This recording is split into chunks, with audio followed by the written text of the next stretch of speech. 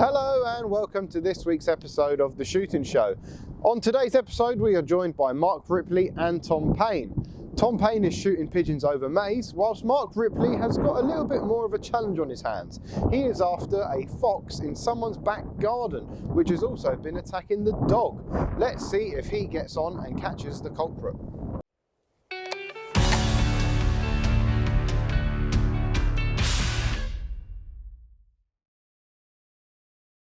Hello and welcome to The Shooting Show. This week I'm on a rather different kind of foxing outing. I've actually been called out on a residential fox job. Now this is a fox that's been coming into these people's garden and has been crapping all over their garden and scent marking. The whole garden just stinks of fox. It's only a fairly small garden. It's also dug up their LED lighting. It keeps them awake at all hours, and it's been up and down on their roof, on their balcony, and these people are just at their wits' end with it.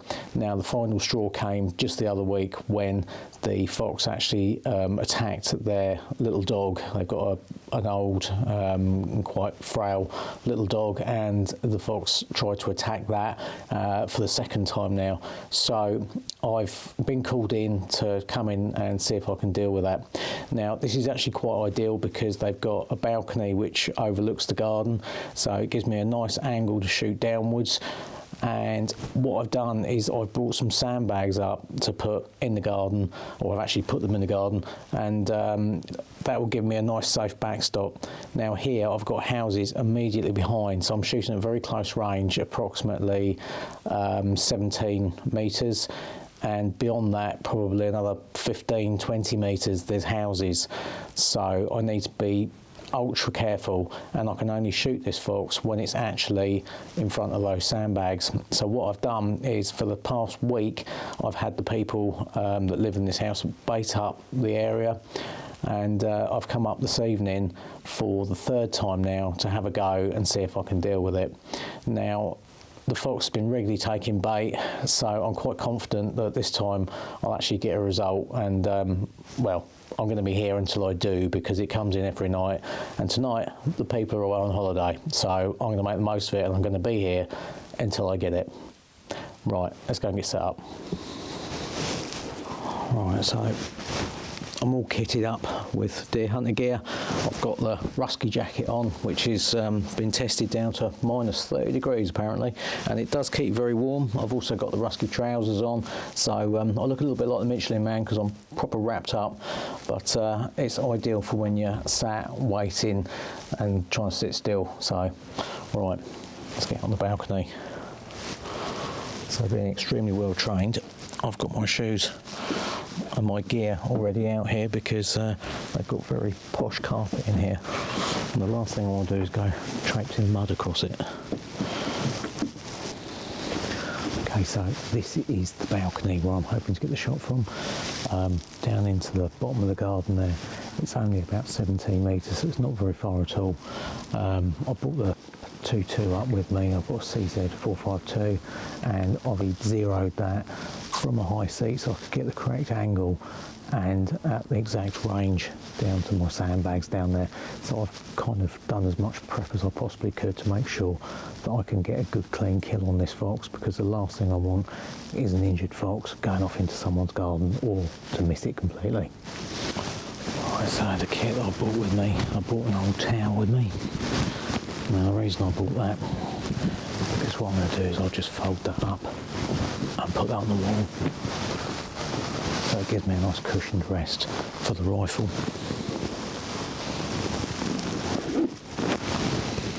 And it also means that it won't rub on that and mark the stock or make any noise. I've also got, of course, my coffee flask, pulsar mergers, film binoculars. So these are very clear. It allows me to see down along through the next few gardens as well. So if a fox comes in, I should be able to see it coming over the fences. Last time I came and sat up here, there was quite a few foxes moving around. I could see them on the roofs of the buildings and stuff, and in fact I watched a couple that went up and actually went up on one of the house roofs as well. and these people have actually had the foxes up on this balcony as well. I think they had a mating couple up here the other week. So yeah, they've just been plagued with fox problems. Okay, right. I get the rifle all set up and everything, and then I'll go down and put some bait out. It's still very early evening. It's only just gone about 7:30 now. So foxes, I think, are probably coming in around about 10, 11 o'clock. So hopefully we should have a bit of time to get set up and get bored. Right, okay. So I've already come across a snag. Like a complete amateur, I've forgotten my infrared illuminator. I left it at home charging the battery up, and I've forgotten to put it in my bag. I could go back and get it, but it's probably an hour time I get there and back. So I've got two choices. I can either leave one of the lights on downstairs just on quite dim, and hopefully that'll be enough light for the C50. It doesn't need a lot of light, so I can try that. Or I have also just found that I've got with me a little tiny camera IR, and being that the distance is quite short, then hopefully that little light might just be enough to light up the area. In fact, that actually lights that up pretty well. It doesn't need a lot of IR, the C50, so that'll be perfect. I can probably just sit that on the wall if I get a fox come in, so I'll just keep it to hand. Right, lucky escape on that one. A quick cup of coffee and then go and set the bait up.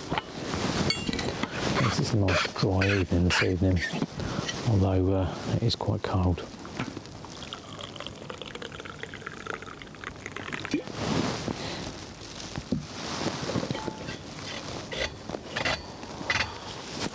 Right, so you can see I've got plenty of sandbags here. I think there's 10 sandbags set up here, and I've put the bait on this lower one. The idea being that that creates like a kind of a table, so that they have to put their head over there to feed. And what I've also done is put this sandbag here in front. Now, the reason I've put one in front like that is to make sure the fox doesn't stand with his back directly to me, which makes it for an awkward shot. Ideally, I want him stood side on, so I can get a good clean shot straight through the head and into one of these sandbags. You'll also see, just for added protection, I've got 2 sheets of 18mm timber behind there as well, just in case there's anything should fly off, like the bullet might fragment or something on the skull, and just in case there's a slim possibility that a piece might fly off, or a bit of bullet might fly off, or something may come off of the intended target, then that just gives me that little bit of extra comfort there that there's something else there. But yeah, as I say, these sandbags are more than enough to stop a 2-2 bullet even at this distance. So as I say, I've chosen to use the little CZ this evening. It's a good accurate little rifle this. I've had this rifle a long time, and it doesn't let me down. It's always reliable and shoots well. So I'm using subsonic ammunition, obviously, to keep the noise to an absolute minimum, using Winchester subs in it. It seems to like those particularly well. I've got the C50, as I say, mounted on there, unfortunately without an infrared illuminator. But that little camera light seems to be good enough. Sports match mounts on there. So yeah, very bog standard, simple little setup, but ideal for this sort of thing.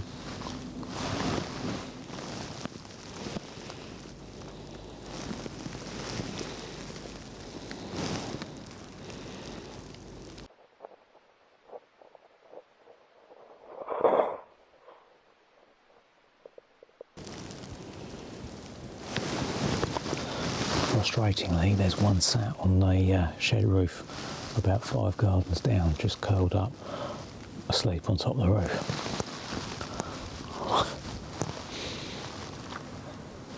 And so far, the garden is quiet.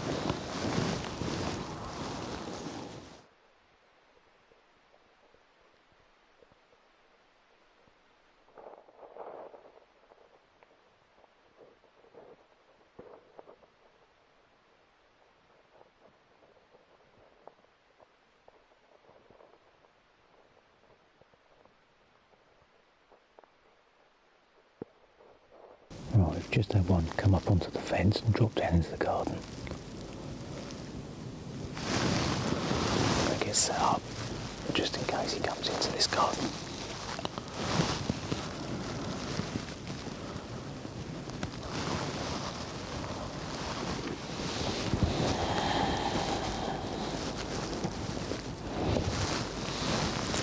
So the biggest thing we're doing jobs like this is just boredom.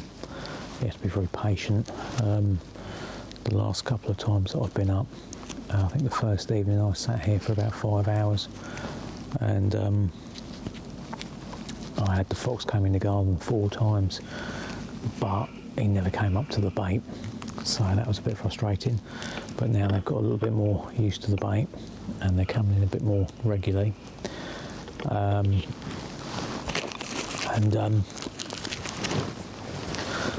The second time I came up again 5 hours, and I never even saw a fox. I could hear them in the distance, but they never actually came into the garden. So I'm frustrated at the moment. It's all gone very quiet. I heard a few call in a little bit earlier, just probably only a few gardens away. I've seen one sat on the shed roof about 5 gardens down. I had one come over the fence, or the same one came over a fence just down here, and then went over the back fence into the next door neighbour's garden again. So as yet, they haven't come into the bait. I think part of the problem is that at the moment they're pairing up, so they're not so interested in food or any sort of routine. They're too busy in finding a mate. Fair play to them.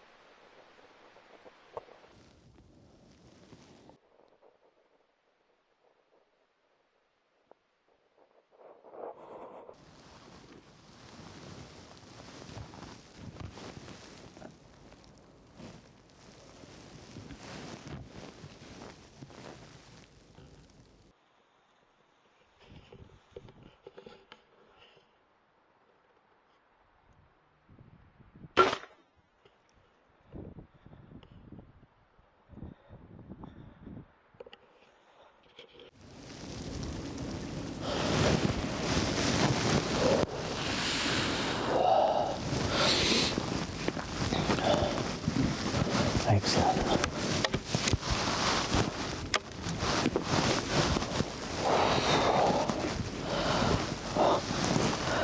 Oh, I'm glad that just dropped nice and cleanly there. So I don't actually know quite when he came in, but I've been keeping an eye on the garden. Every couple of minutes I'd just keep checking with the thermal, and I heard something scrabble on the fence a couple of minutes earlier, and I just very carefully got the thermal up and had a little look over the top of the wall, and there he was. He was already on the bait eating. So I just got the rifle up there nice and quietly, and he was just had his back to me eating. Well, he was kind of side on, just eating. I managed to put the shot in just behind the ear. Now, to get a nice good clean kill on a fox, then a good place to hit them if they're facing away like that is just behind the ear, or if they're side on, to get them between the ear and the eye is always a good little sweet spot. It just switches them off nicely.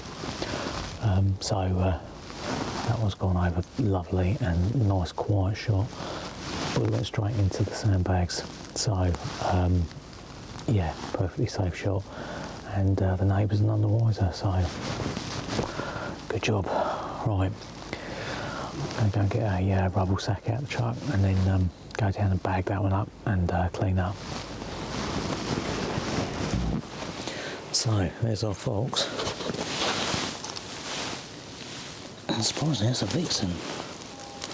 Look at the size of that. That's a good fox, that.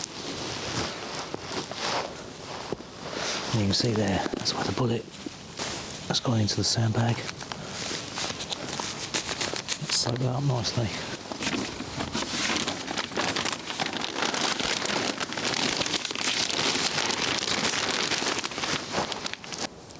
Alright, so I've just cleaned up the area there, make sure there's no blood or anything there, and I'm just going to leave the sandbags there for the next couple of days just in case they have any more problems, but hopefully that was the one that was causing all the problems here. Right, well, I hope you've enjoyed the episode. Thanks for watching, and please subscribe. Next up, Tom Payne is decoying over some flayed maize. It's been a little bit slow up in Tom's neck of the woods, but armed with his trusty Perazzi, he's out hoping to get ahead of the spring drilling. Hi, my name's Tom Payne and welcome to the shooting show. Today you find me on a friend's place in Oxfordshire, shooting over some very early flailed maize. Game cover. These guys finished shooting just after Christmas, so they flailed early just to give everything a chance just to feed on any food that's left over. The crop behind is going to spring drill in a couple of months, so I'm going to take this opportunity to hopefully manage a few numbers while I can.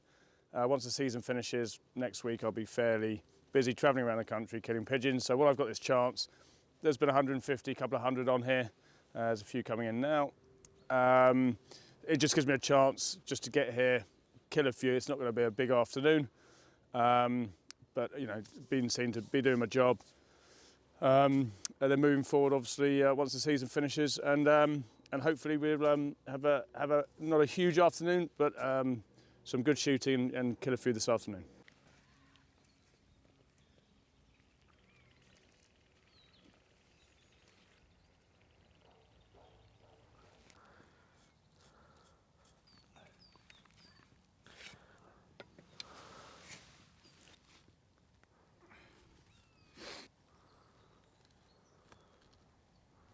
So if I quickly explain the sort of position I've put myself in, I've got this flailed maize. It's not a big game cover crop in front of me.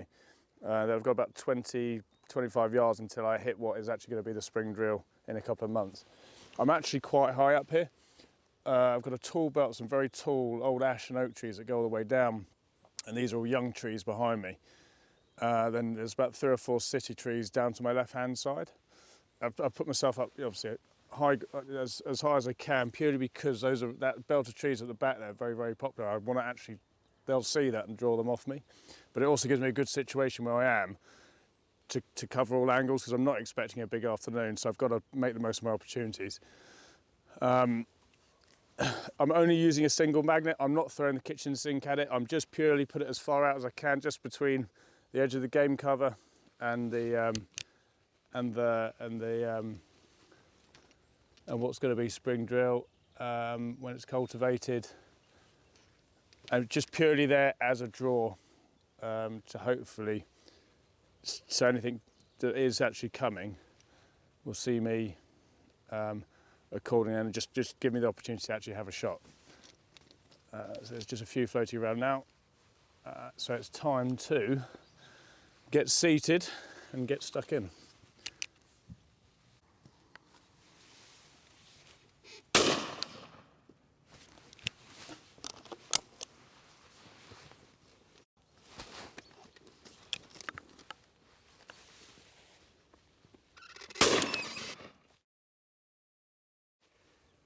I'm going to say I smacked that. I've been asked the question, I always shoot bottom first, barrel-wise, on my selection. That's purely because I've got the same chokes fixed, 5/8 in both barrels. So there is an argument that says you can load top first with an over and under. I've never felt like I've ever been caught out shooting bottom first, but it's purely I shoot bottom first because I shoot both chokes in both barrels, and I would always advise shooting both chokes, same chokes in both barrels, especially for any of your game shooting or your pigeon shooting. It is, you know, if you're in the field, I don't suddenly in the heat of battle think to myself, oh, I'm going to use my choke barrel. I cut that variable out, and 5/8 I find for my all-round shooting to be the best chokes for myself and this Perazzi.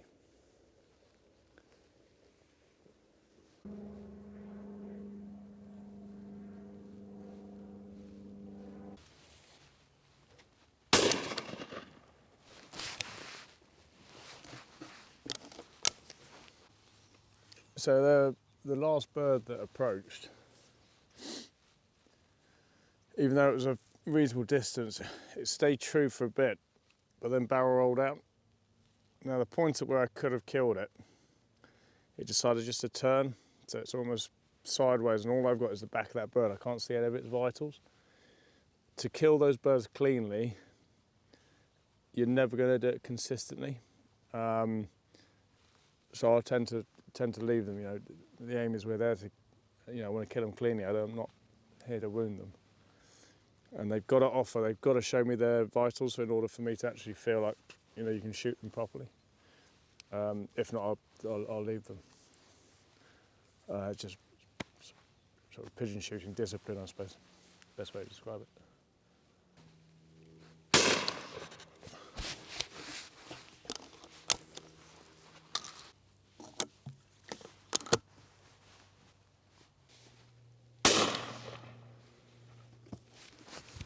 A little bit stop-start this afternoon. It's sort of drips and drabs, 2s and 3s. There's a lot of stock doves that keep floating about. I knew it wasn't going to be a mad afternoon, could do with a bit more wind. It's not carrying the weight of birds on this particular place to warrant a big, you know, you're not going to build a bag on the numbers it's holding at this time of year just because of their behaviour.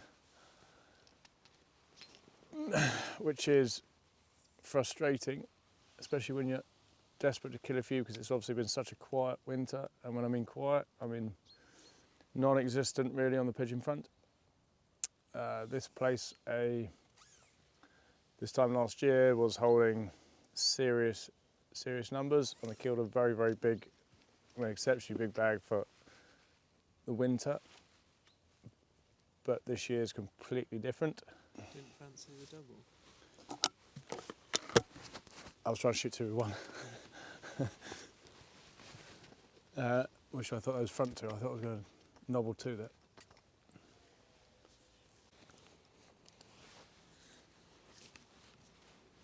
So we are gradually knocking a few over. I've let a couple go, which I should never have let go. I've hardly been out pigeon-wise, and it's weird. You don't, when you're not on it all the time, you really can feel like you start losing your timing and your tempo and your pickup, and it's. I'm sure you've all been there as shots. It can be a bit frustrating. It's nothing to worry about. It soon comes back when you sort of get stuck in a bit more. But there's certainly some of the longer stuff which I'd normally always back myself on. I've let get away. But that is what it is. It's like any sport. You know, you've got to be at it, and you have to practice it, and you've got to keep yourself match fit, as they say, in order to shoot to the best of your ability. And just purely the lack of pigeon shooting has left me feeling a bit off form, or not on normal form. But we're scratching away at a bag at the moment. That's the best way to describe it. It's not convincing.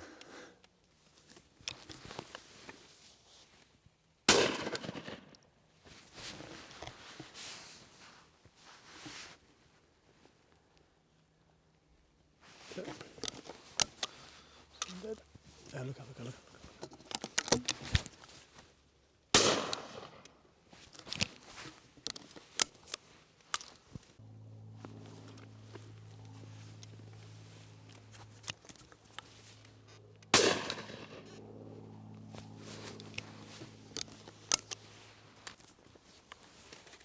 See that? See the way that turned off? There's a perfect example of one that's banked off And you just end up, you'll overcook them all day long, you just run off the line.